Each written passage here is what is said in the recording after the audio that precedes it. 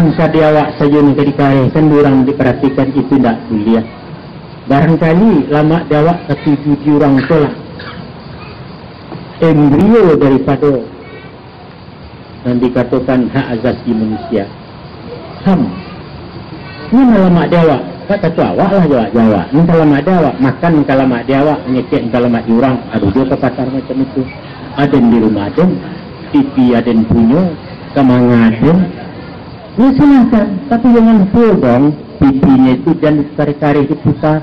Tu ada anak-anak pengenyumah dia tolong dilarang ditertibkan karena kurang sabarlah barangkali sakit, mungkin kurang tidurnya, mungkin anaknya kurang sehat, mungkin segala macam. Dan jangan terganggu orang sabarlah. Susah awak pakai tu awak karena orang tidak dipikirkan. Itulah lama dawak ketujuh orang, lama dawak usah tak ketujuh orang.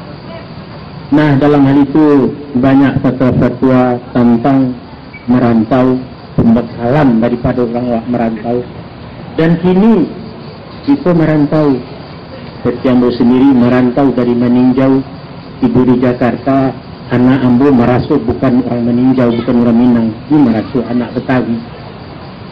Nah berarti lalu merantau usia, kan gitu. Merantau yang dulu yang masih relevan. Karena itu nilai mengkasihnya apa?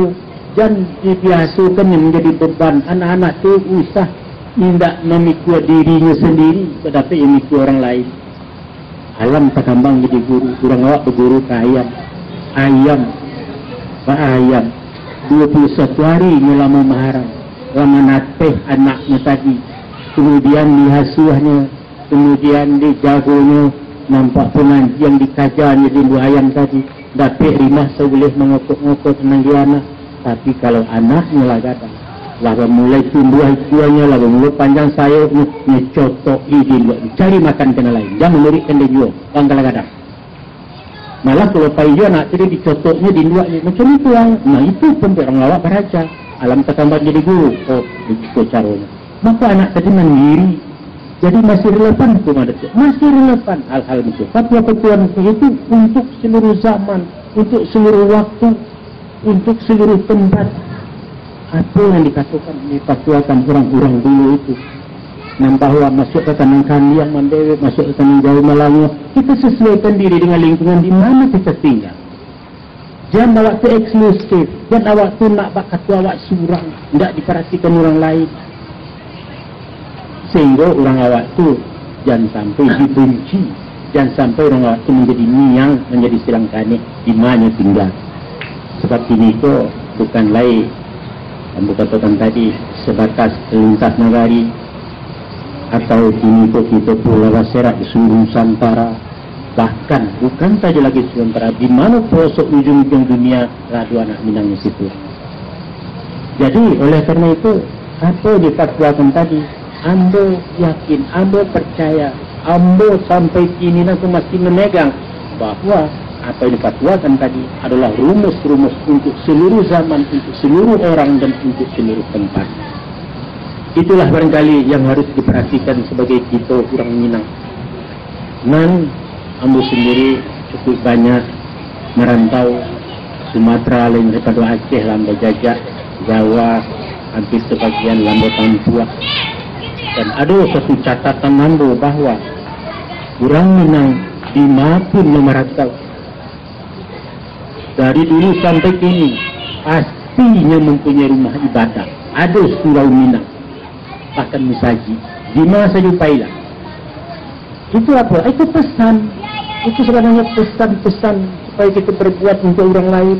Karena musaji itu adalah sarana ibadah. Yang pertama sekalinya adalah sebagai asrama, sebagai pasenderahan, sebagai penampungan orang-orang non merantau, tidak berkeluarga, anak-anak bujang betul kampung ditampung di surau. Jadi surau itu multifungsi. Iya, di situ untuk lalok, untuk istirahat, untuk bermusyawarah, untuk berbincang, untuk ibadah, untuk ada mengaji banyak.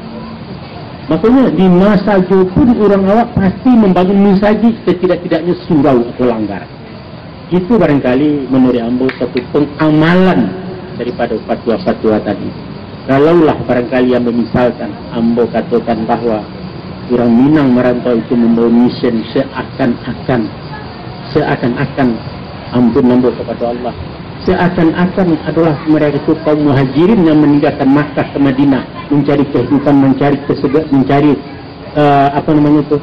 kehidupan yang layak, mencari pembaruan, penyegaran. Oleh karena Makkah tadi tidak lagi mengizinkan untuk berjuang, motivasinya memang lain ya, itu adalah perjuangan iman. Tapi di Makkah sendiri, ditinggalkan Makkah yang kacau balau, dicarinya keluar, diadakan persatuan, dipeloinya ekonominya hidup di Madinah. Setelahnya jaya di Madinah, kembali Makkah ditaklukkan. Dalam arti kata masuknya kembali ke Makkah, dibangunnya Makkah itu berbalik. Dia kurang muhajirin yang tadinya tinggal di Madinah. Begitu juga lah barangkali yang Minang, bahwa hanya jangan merantau melarikan diri. Kata orang awak merantau Cina, tapi Anda merantau adalah menjadi duta-duta Minangkabau.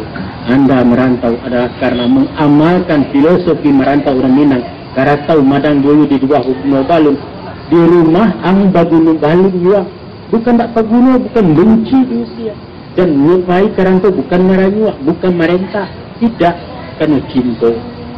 Mampunya kampung ditinggalkan ulah dia cinta ke negara. Cintanya apa? Tidak merombak sistem yang ada, tapi mencari alternatif yang tidak bergantung hidupnya itu hanya dengan tanah. Nah, itu terbukti bahwa orang awak bisa mendiri dengannya tinggal. Orang awak pada umumnya demikian diwarisi, ini akan memikul beban orang lain, bukan menjadi beban orang lain. Para hadirin, kemenakan-kemenakan yang berbahagia, pulang ke kampung. Jangan diartikan secara literal. Pulang ke kampung tidak hanya pulang secara fisik. Kalau dulu pulang ke kampung memang diamalkan setiap hari kari raya, setiap hari kepuasa sampai lebaran mau pulang ke kampung, karena kadang-kadang tinggalkan kampung itu sayang ke negari. Tapi tidak mungkin lagi secara fisik itu kita laksanakan pulang ke kampung. Yang perlu apa? Pulang ke kampung itu tujuannya apa? Adalah untuk membangun Minangkabau. Nah, kita bangun Minangkabau dari rantau. Kita pulangkan fisik, kita pulangkan ilmu, kita pulangkan teori, kita pulangkan skill apa yang bisa. Jadi begitulah aturannya. Kaitan kita dengan tanah leluhur itu sendiri, emosional itu jangan rapuh. Kalaulah ambil transfer suatu ucapan, suatu atau ketemu tiara dari seorang negarawan Amerika yang mengatakan bahwa jangan tanya apa yang diberikan Amerika kepadamu, tapi tanyalah dirimu, apa yang pernah Anda berikan. Nah, kalau ambil transfer itu untuk Minangkabau itu tepat banget. Jangan tanya apa yang pernah diberikan Minangkabau buat Anda, tapi tanyalah dirimu, apa yang pernah kamu berikan Minangkabau.